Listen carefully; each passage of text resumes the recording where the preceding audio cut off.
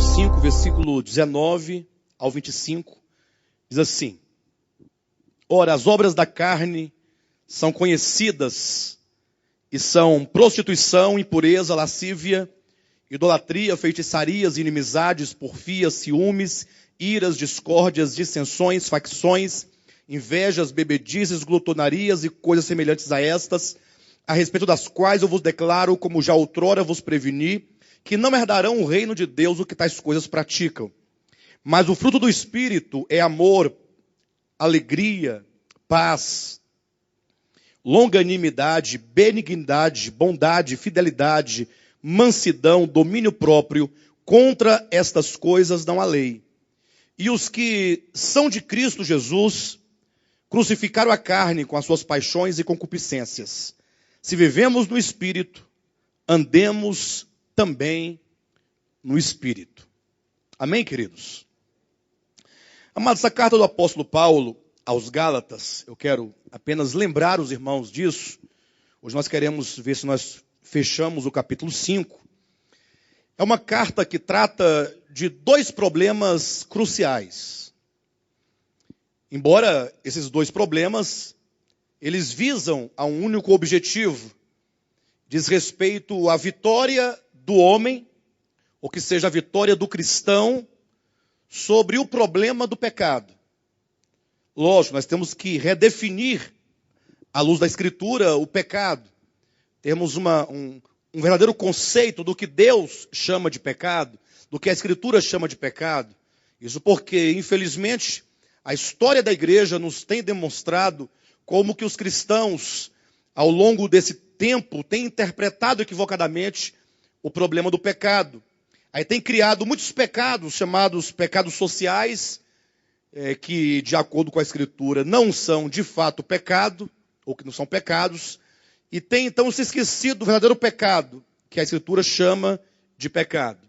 Então, os dois problemas que o apóstolo Paulo procura resolver, que ocupa, na verdade, os dois lugares, né, o aspecto negativo e o positivo, com relação ao problema do pecado, é que, olhando do judaísmo para cá, os cristãos acabaram tomando a lei, seja a lei dos 10 mandamentos, ou seja qualquer outro tipo de lei formal, de lei positivada, ou que seja uma lei material, como norma de conduta.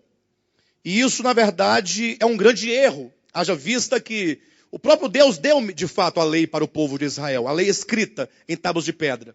Entretanto, a Escritura nos revela, nos mostra, nos ensina que quando Deus deu a lei ao homem, não tinha Deus a intenção de que o homem a cumprisse. Não que não tivesse o desejo, mas sabia Deus que o homem, em sua natureza constituída de pecado, não pode atender a um comando exterior a ele. Você pode estabelecer, seja qual for o mandamento, seja qual for a regra, por mais nobre que seja essa regra, por mais moral que seja essa regra, por mais ética que seja determinado mandamento, o homem, na sua formação, na sua constituição pecaminosa, em natureza, ele não pode atender ao apelo de uma lei exterior que dirá permanecer todos os dias da sua vida em conformidade com esta lei. Esse conceito está muito claramente revelado em Romanos, capítulo 7, versículo 14, quando o apóstolo Paulo diz assim: olha, bem sabemos que a lei é espiritual. Eu, todavia, sou carnal, vendido à escravidão do pecado. Eu acredito que é isso que a maioria dos cristãos, eu diria dos homens, mas sobretudo dos cristãos que têm o dever de entender a Escritura, esse é o ponto que muitos não entendem, que a despeito de qual seja o mandamento, qual seja o estatuto, qual seja a lei, qual seja o princípio, qual seja o mandamento, seja o que for, a lei pode até ser espiritual. Bem sabemos que a lei é espiritual. Eu, todavia, o homem, sou carnal, vendido à escravidão do pecado.